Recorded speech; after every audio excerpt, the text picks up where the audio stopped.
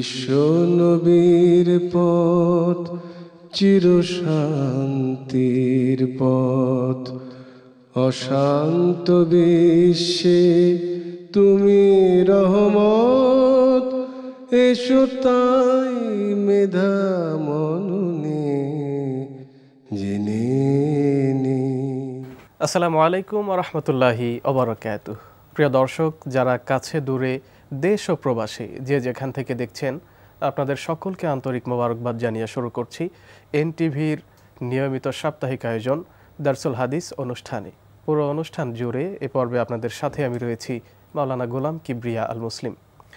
প্রতি পর্বে আমরা রিয়াদুস সালেহীন থেকে যে কোনো একটি বিষয়ে আপনাদেরকে বিস্তারিতভাবে জানানোর চেষ্টা করি। তেমনি এ পর্বে আমরা আপনাদেরকে জানানোর চেষ্টা করব রিয়াদুস সালেহীনের প্রথম খণ্ডের তাওবা বিষয় সম্পর্কে।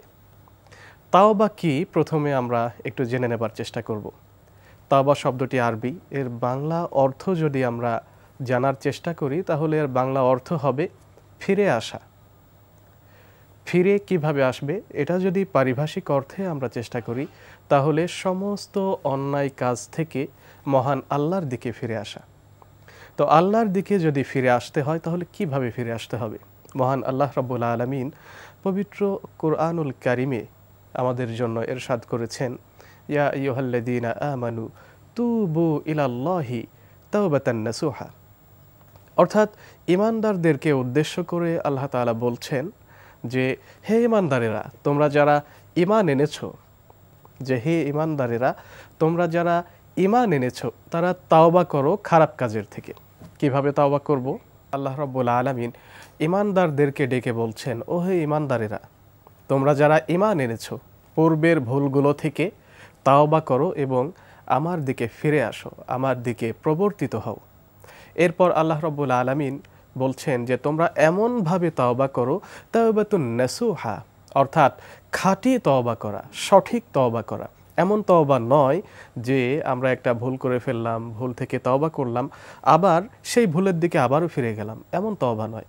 তো অন্য আয়াতে আল্লাহ রাব্বুল আলামিন বলেছেন, কোনো মানুষ যদি কোনো ভুল কাজ করে, তাওবা করে, আবার ভুল করে, আবার তাওবা করে, অর্থাৎ বারংবার একটা ভুল করেই যাচ্ছে, আবার তাওবা করছে, তাহলে কিন্তু তার জন্য তাওবার দরজাটা বন্ধ করে দেওয়া হয়।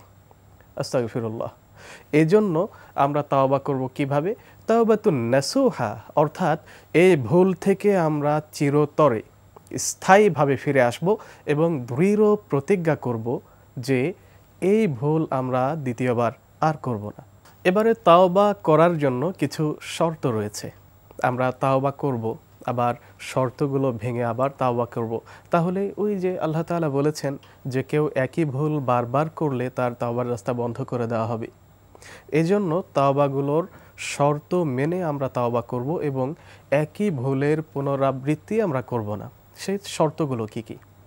প্রথম কথা হচ্ছে, 1 নম্বর শর্ত হলো আমরা মনে প্রাণে দৃঢ়ভাবে প্রতিজ্ঞা করব যে যে ভুল আমার ইতিপূর্বে হয়ে গেছে এই ভুল দ্বিতীয়বার আমি আর করব না।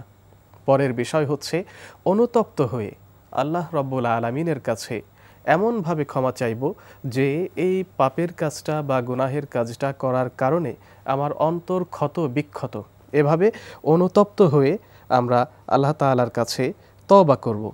এবং আরেকটি বিষয় হচ্ছে যে আমাদের এই ভুলগুলো যদি শুধুমাত্র আল্লাহ তাআলার সাথে সংশ্লিষ্ট হয়, যেমন নামাজ ছেড়ে দিয়েছি, রোজা ছেড়ে দিয়েছি, ঈমান ভঙ্গ হয়ে যায় এমন গুনাহের কাজ করেছি, অর্থাৎ ভুলটা যদি শুধুমাত্র আল্লাহর সাথে রিলেটেড হয় তাহলে আমরা এভাবে করে তওবা করব।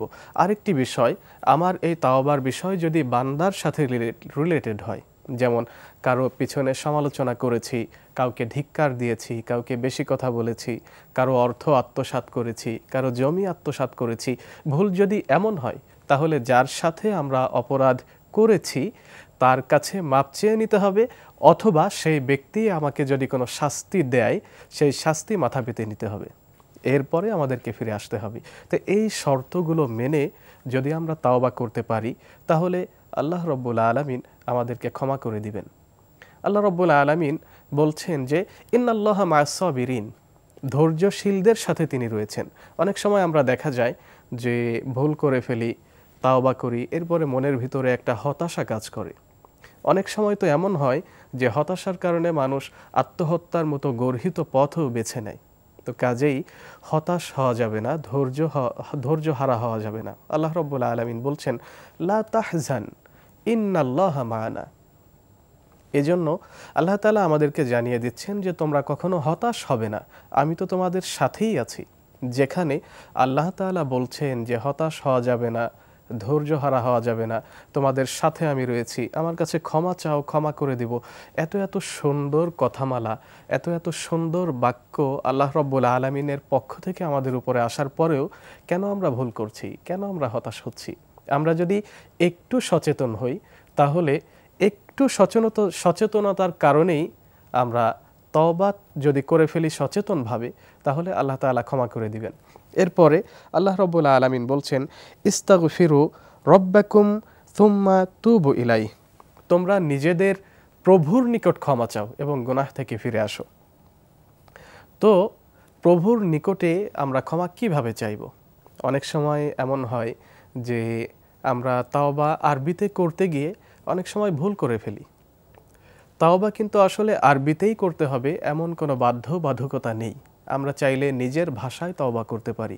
অর্থাৎ ভুলক্রমে নামাজ কাজা হয়ে গিয়েছে, আমরা কাজা আদায় করে আল্লাহর কাছে মাফ চেয়ে নিতে পারি। আল্লাহ তাআলা, আমি আমার নিজের ব্যস্ততার কারণে, নিজের ভুলের কারণে নামাজ থেকে দূরে সরে গিয়েছিলাম। শয়তানের ওয়াসওয়াসায় তোমার ডাক শোনার পরেও আমি হাজিরা দিতে পারিনি, আমাকে তুমি মাফ করে দাও। এরপরে আর নামাজ কাজা হয়ে যায়, এমন অপরাধ করলাম না, তাহলে আল্লাহ রাব্বুল আলামিন কিন্তু আমাদেরকে মাফ করে দিবেন। প্রত্যেক দিন রাতে শেষ প্রহরে আল্লাহ রাব্বুল আলামিন দুটি হাত প্রসারিত করে দিয়ে বান্দাদেরকে ডাকতে থাকেন। আল্লাহ রাব্বুল আলামিন বলেছেন, উদউনি আস্তাজিব লাকুম, আমাকে তোমরা ডাকো, আমি তোমাদের ডাকে সাড়া দিব। অনেক সময় আমরা আল্লাহর কাছে দোয়া করি, এরপর আবার হতাশ হয়ে যাই, দোয়া করা ছেড়ে দেই। তাদের ব্যাপারে বিশ্বনবী সাল্লাল্লাহু আলাইহি ওয়াসাল্লাম বলেছেন যে তারা তাড়াহুড়া করেছে, এই জন্য তাদের দোয়া কবুল করা হয়নি। বিশ্বনবী সাল্লাল্লাহু আলাইহি ওয়াসাল্লাম বলেছেন যে 3 ব্যক্তি যদি দোয়া করে তাদের দোয়া কবুল করা হয় না, বাকি সবার সকল দোয়া কবুল করা হয়। তো সেই 3টা বিষয় কি কি? প্রথম বিষয় হলো, ইসলামে জায়েজ নয়, আল্লাহ রাব্বুল আলামিন নিষিদ্ধ করেছেন বা বিশ্বনবী সাল্লাল্লাহু আলাইহি ওয়াসাল্লাম নিষিদ্ধ করেছেন যেটা না জায়েজ, এমন কাজের ব্যাপারে কেউ যদি দোয়া করে তাহলে তার দোয়া কবুল করা হয় না। যেমন বর্তমান সময়ে আমরা দেখতে পাচ্ছি যে জন্মদিন পালন করা বা মৃত্যুদিন পালন করা, যেটা হাদিসের মাধ্যমে স্পষ্ট হারাম বলে আমরা জেনেছি। তো অনেক সময় আমরা যদি দোয়া চাই যে অমুক দিন আমি জন্মদিন পালন করতে চাচ্ছি, দোয়া করবেন, বা আল্লাহর কাছে দোয়া করলাম আল্লাহ তাআলা অমুক দিন জন্মদিন পালন করা হবে, সফলতা দান করো, এ ধরনের যে নাজায়েজ কাজের দোয়া রয়েছে এগুলো আল্লাহ তাআলা কবুল করেন না। দ্বিতীয় বিষয় হচ্ছে, কেউ যদি আত্মীয়তার সম্পর্ক ভঙ্গ করা, ছিন্ন করা বা নষ্ট করার ব্যাপারে দোয়া করে, যেমন সে তার কোনো নিকট আত্মীয়র কাছে যেতে চায় না বা তার সাথে সম্পর্ক রাখতে চায় না, এমন কোনো দোয়া যদি করা হয় তাহলে আল্লাহ তাআলা সেটাও কবুল করেন না। আরেকটি বিষয় হলো, কেউ যদি দোয়াতে তাড়াহুড়া করে তাহলে তার দোয়া কবুল করা হয় না। একজন সাহাবী খুব তাড়াহুড়া করে দোয়া করে চলে যাচ্ছিলেন। বিশ্বনবী তাকে দেখে বললেন যে এই ব্যক্তি তাড়াহুড়া করেছে, তাড়াহুড়া করতে গিয়ে দোয়া করার সময় আমার উপরে দরুদ পাঠ করেনি, এজন্য আল্লাহ তাআলা তার দোয়া কবুল করবেন না। অর্থাৎ আমরা বুঝতে পারলাম যে দোয়া কবুলের জন্য আমাদেরকে অবশ্যই দরুদ শরীফ পড়তে হবে। এরপরে যে বিষয়টি সেটা হচ্ছে, আল্লাহ রাসূল সাল্লাল্লাহু আলাইহি ওয়াসাল্লাম আরেক দল লোকের ব্যাপারে বলেছেন যে তারা তাড়াহুড়া করে দোয়া করে, এরপরে তারা দোয়া করা ছেড়ে দেয়, আল্লাহর পথ থেকে দূরে সরে যায়, এজন্য তাদের দোয়াও কবুল করা হয় না।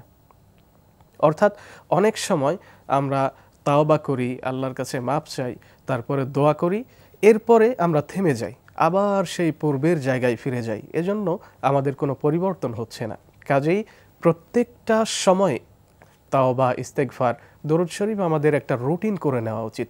এবং রিয়াদুস সালিহিন এই কিতাবে এত সুন্দরভাবে সাবলীল ভাষায় হাদিসগুলো বঙ্গানুবাদ করে লেখকেরা সুন্দরভাবে তুলে ধরেছেন।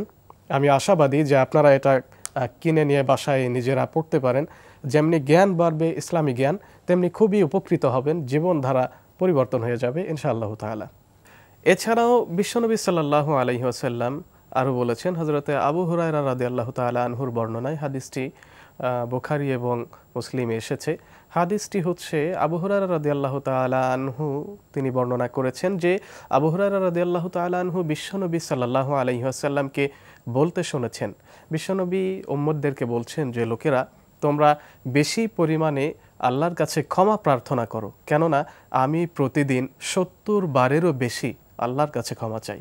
এখানে ক্ষমা চাওয়া বলতে আরবিতে তাওবা শব্দ উল্লেখ করা হয়েছে। তো যেহেতু তাওবা বলতে আমরা কিন্তু আল্লাহ তাআলার কাছে ক্ষমা প্রার্থনা করা বুঝি, ইস্তেগফার করা বুঝি। অন্য হাদিসে, এই হাদিসটিও বুখারী এবং মুসলিমে উল্লেখ করা হয়েছে, বিশ্বনবী সাল্লাল্লাহু আলাইহি ওয়াসাল্লাম বলেছেন যে লোকেরা তোমরা দিনে খুব বেশি পরিমাণ আল্লাহর কাছে ক্ষমা চাও, অর্থাৎ তাওবা করো, কেননা আমি কসম করে বলেছেন যে ওয়াল্লাহি, আল্লাহর শপথ, আমি দিনে ১০০ বার তওবা করি। অর্থাৎ বিশ্বনবী সাল্লাল্লাহু আলাইহি ওয়াসাল্লাম, যিনি সারা বিশ্বের সর্বশ্রেষ্ঠ মহামানব, যাকে কোনো গুনাহ কোনো দিন স্পর্শ করেনি, বিশ্বনবীকে আল্লাহ রাব্বুল আলামিন মাসুম করে পৃথিবীতে পাঠিয়েছিলেন, যার জিন্দেগিতে জীবনের শুরু থেকে নিয়ে শেষ পর্যন্ত একটি গুনাহ কোনো দিন সংঘটিত হয়নি, তিনি যদি আল্লাহ তাআলার কাছে, কোনো হাদিসে এসেছে ৭০ বারের বেশি, কোনো হাদিসে ১০০ বারের বেশি, তিনি যদি আমাদেরকে নিজে ইস্তেগফার করেন এবং আমাদেরকেও আদেশ দিয়ে যান, তাহলে চিন্তার বিষয় যে ইস্তেগফার কতটা বেশি গুরুত্বপূর্ণ। আমরা কিন্তু আজকে দুনিয়াবি ব্যস্ততা, নিজেদের অলসতা সব কিছু মিলিয়ে তাওবা ইস্তেগফার থেকে অনেকটা দূরে সরে গিয়েছি, ফলে আমাদেরই ক্ষতি হচ্ছে। অনেক সময় দেখা যায় আমরা চেষ্টা করছি রিজকের পেরেশানিতে, অর্থনৈতিক সমস্যা, পারিবারিক সমস্যা, সামাজিক সমস্যা, সকল সমস্যার মূল কেন্দ্রবিন্দু হচ্ছে আমরা আল্লাহর তাওবা থেকে দূরে সরে গিয়েছি, ক্ষমা প্রার্থনা করা থেকে, ইস্তেগফার করা থেকে দূরে সরে গিয়েছি। এজন্য আল্লাহ রাব্বুল আলামিন আমাদেরকে জানিয়ে দিয়েছেন যে আমি তো তোমাদের কাছে রিজিক চাই না, আমি চাই তোমরা আমার ইবাদত করো, রিজিকের ফয়সালা তো আমি করে দিব। অনেক সময় ছোট্ট বাচ্চারা দেখা যায় যে টাকার জন্য স্কুলে যেতে চায় না। গ্রামাঞ্চলে স্বাভাবিক কিছু কিছু বাচ্চাদের ক্ষেত্রে যেমন হয়ে থাকে যে নিজেরা পড়াশোনা বাদ দিয়ে কাজে যেতে চায়, তখন বাবা মায়েরা বলেন যে তোমাদের কাছে তো আমরা টাকা চাই না, তোমরা পড়াশোনা করো, ভালো মানুষ হও। তো এই উদাহরণটা একটু কাজে যদি আমরা লাগাতে চাই, তাহলে আল্লাহ রাব্বুল আলামিনও কিন্তু বান্দাদেরকে ঠিক তেমনভাবেই বলছেন যে আমার বান্দারা এত ভালোবেসে, এত মহাব্বত করে, সুন্দর অবয়ব দিয়ে, আকৃতি দিয়ে তোমাদেরকে আমি পৃথিবীতে পাঠিয়েছি, তোমাদের লালন পালনের দায়িত্ব তো আমি নিজেই নিয়েছি, তোমরা আমার ইবাদত করো, আমি তোমাদের রিজকের রাস্তা প্রশস্ত করে দিব। আল্লাহ রাব্বুল আলামিন মানুষকে সৃষ্টি করেছেন মূলত তাদেরকে দুনিয়াতে পরীক্ষা করে এরপরে তাদেরকে আবার জান্নাত দেওয়ার জন্য। আপনি যদি কোনো একটা জিনিস তৈরি করেন, আপনি কখনোই চাইবেন না যে সেটা ভেঙে যাক, নষ্ট হয়ে যাক বা সেটার কোনো ক্ষতি হোক। আপনার নিজের সন্তানের দিকে একটু লক্ষ্য করুন, আপনার সন্তানের গায়ের রং যদি দেখতে একটু কালো হয়, এমনকি সন্তান যদি শারীরিক প্রতিবন্ধী হয়, মানসিক প্রতিবন্ধী হয়, পাগল হয়, তারপরেও কিন্তু আপনি আপনার সন্তানের প্রতি যে ভালোবাসা দেখান, যে মায়া দেখান, এটা কিন্তু পৃথিবীতে আর কেউ দেখাবে না। অনেক সময় আপনি স্পষ্ট জানতে পারছেন যে আপনার সন্তান প্রতিবন্ধী হওয়ার কারণে এটা আপনার কাছে তার থেকে কোনো আয়, অর্থনৈতিক আয় পাবেন না, সামাজিক মর্যাদাহানি হতে পারে, এরকম অনেকগুলো দিক থাকে। তো এতগুলো চাপের বিষয় মাথায় রেখেও আপনি আপনার সন্তানকে মুখে চুমু দিয়ে, কপালে চুমু দিয়ে, ভালোবেসে বুকে জড়িয়ে নিচ্ছেন এবং সারাটা জীবন তাকে দেখভাল করছেন। তেমনিভাবে আল্লাহ রাব্বুল আলামিনও আপনি যতই ভুল করেন না কেন, আপনাকে ভালোবেসে আবারও সুযোগ দিচ্ছেন যে দেখি আমার বান্দা ভুল পথ থেকে ফিরে আসে কিনা। যখন কোনো মানুষ ভুল করে ফেলে, সাথে সাথেই তার গুনাহ লিখে ফেলা হয় না, তাকে সুযোগ দেওয়া হয় তাওবা করা পর্যন্ত। যখন কোনো মানুষ ভুল কাজ করার নিয়ত করে, মনে মনে চিন্তা করে, তার ভুল কাজ করার চিন্তা করার সাথে সাথেই কিন্তু তার ভুল কাজের জন্য গুনাহ লিখে ফেলা হয় না, তাকে সুযোগ দেওয়া হয়। আল্লাহ তাআলা ফেরেশতাদেরকে বলেন যে এখনও গুনাহ লিখে ফেলো না, দেখা যাক না আমার বান্দা ফিরে আসে কিনা। আপনি আপনার চিন্তা অনুযায়ী ভুল কাজটি করেই ফেলেছেন, তারপরেও কিন্তু আল্লাহ তাআলা ফেরেশতাদেরকে আদেশ দেন না যে গুনাহটা লিখে ফেলার জন্য। ফেরেশতারা কিন্তু প্রস্তুত আপনার আমলনামায় গুনাহ লেখার জন্য। আল্লাহ তাআলা স্টপ করে দেন, থামিয়ে দেন যে দেখি আমার বান্দা ফিরে আসে কিনা। এরপরে আপনাকে নির্ধারিত একটা সময় দেওয়া হয়। নির্ধারিত সময় পেরিয়ে যাওয়ার পরে যখন আপনি তওবা তখনও করেননি, তাহলে দেখা গেল যে আল্লাহ তাআলা ফেরেশতাদেরকে হুকুম দেন যে তার একটা গুনাহের বিনিময়ে একটা গুনাহই তোমরা লিখবা, একাধিক গুনাহ একটা গুনাহের বিনিময়ে অধিক গুনাহ তোমরা লিখবা না। কিন্তু আপনি যখন চিন্তা করছেন যে আমি ভালো কাজ করব, আপনার চিন্তা করার সাথে সাথে ফেরেশতা মণ্ডলীরা আল্লাহর হুকুমে আপনার আমল নামায় নেকি লিখে দিচ্ছেন। সুবহানাল্লাহি ওয়া বিহামদিহি। এরপরে যখন আপনি আপনার ভালো কাজ করার সুযোগ পেয়ে যাচ্ছেন এবং কাজটি করে ফেলেছেন, তখন আপনার ওই আমল নামায় যে নেকি লেখা হয়েছিল তার সাথে 10 গুণ বাড়িয়ে আবারও আমল নামা ভর্তি করে দেওয়া হয়। সুবহানাল্লাহি ওয়া বিহামদিহি। এই জন্য আল্লাহ রাব্বুল আলামিন প্রত্যেক বান্দাকে বারবার ডেকে নিচ্ছেন, বারবার সুযোগ দিচ্ছেন এবং আল্লাহ রাব্বুল আলামিন বলছেন যে আমার দিকে ফিরে আসো। অনেক সময় কিন্তু আমরা চিন্তা করি যে এখনও তো বয়স 25 হয়নি, আরও তো কিছুদিন বেঁচে থাকবো, আমি তওবাটা আগামীকাল করব। এমনও তো হতে পারে যে আগামীকাল আসার পূর্বেই আপনি রাতের বেলা ইন্তেকাল করেছেন। সমবয়সী কম বয়সী মানুষও তো চলে যাচ্ছে। তাহলে কেন আমরা এই চিন্তা করছি যে আল্লাহ রাব্বুল আলামিন আমাকে যেহেতু সুযোগ দিচ্ছেন আমি সময়টা কাজে লাগাবো, আর একটু অন্যায় কাজ করি, নেক্সট ডে আমি তওবা করে নিব, এমন চিন্তা মনের ভুলেও মাথায় আনা যাবে না। কারণ আল্লাহ রাব্বুল আলামিন আসার একটা নির্ধারিত সিরিয়াল মেনটেন করার সুযোগ দিচ্ছেন, কিন্তু যাবার কোনো নির্ধারিত সুযোগ নেই, সময় নেই। যে কোনো সময় যে কারো চলে যাবার সময় হয়ে যেতে পারে। এজন্য আমরা সময়কে হেলায় ফেলায় নষ্ট না করে, অবহেলা না করে আমরা এই মুহূর্তে এখনই তওবা করি। আস্তাগফিরুল্লাহ রব্বি মিন কুল্লি যামবি ওয়া আতুবু ইলাইহি লা হাওলা ওয়ালা কুওয়াতা ইল্লা বিল্লাহিল আলিয়্যুল আযীম। অনেক সময় এটা পরেও আপনারা তাওবা করতে পারেন। আরও বেশ কিছু বাক্য রয়েছে, যেমন আস্তাগফিরুল্লাহাল্লাযী লা ইলাহা ইল্লা হুয়াল হাইয়ুল কাইয়্যুম ওয়া আতুবু ইলাইহি লা হাওলা ওয়ালা কুওয়াতা ইল্লা বিল্লাহিল আলিয়্যুল আযীম। আপনারা তওবা করার সময় পড়তে পারেন আস্তাগফিরুল্লাহ, আল্লাহুম্মা গফিরলি। নিজের ভাষায়ও তওবা করতে পারেন, আল্লাহ তাআলা অনেক ভুল করে ফেলেছি, আমাকে মাফ করে দাও। এভাবে করে খুব নতজানু হয়ে ক্ষমা প্রার্থনা যখনই আমরা আল্লাহর কাছে করব, আল্লাহ তাআলা ক্ষমা করে দিবেন আমাদেরকে। তাওবা হচ্ছে এমন একটি বিষয় যে ছোট্ট বাচ্চা মায়ের সাথে অনেক বেশি বেয়াদবি করে ফেলেছে, এরপরে গভীর রাত হয়ে যায়, মা তখনও কিন্তু ঘরের দরজা খুলে সন্তানের জন্য অপেক্ষা করে যে সন্তান কোথায় গেল, খুঁজে পাচ্ছি না, একটা অতিরিক্ত টেনশন ফিল করে। তো আপনি আপনার সন্তানের জন্য ভুল করার পরে ঘরে না ফিরলে যতটা টেনশন করেন, আল্লাহ তাআলা কিন্তু তার থেকে অনেক বেশি আমাদেরকে ভালোবাসেন, আপনাকে ভালোবাসেন এবং এর থেকেও বেশি চিন্তিত থাকেন।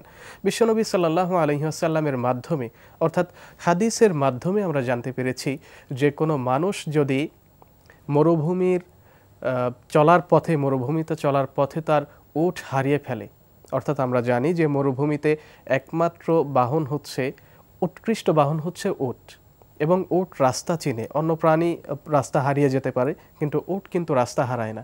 তো কেউ যদি উট হারিয়ে ফেলে, নিশ্চিত মৃত্যু জেনে তার অবস্থা যতটা কঠিন হয়ে যায়, সে যতটা ভেঙে পড়ে, কোনো বান্দা যদি আল্লাহর পথ থেকে দূরে সরে যায়, আল্লাহ রাব্বুল আলামিন তার থেকেও বেশি চিন্তিত হয়ে যান। এবং ওই মরুভূমির উট ফিরে পাওয়ার পরে বেদুইন যেমন করে খুশি হয়, আল্লাহ রাব্বুল আলামিন তার থেকেও বেশি খুশি হন কোনো বান্দা যদি আবার আল্লাহর রাস্তায় তওবা করে ফিরে আসে।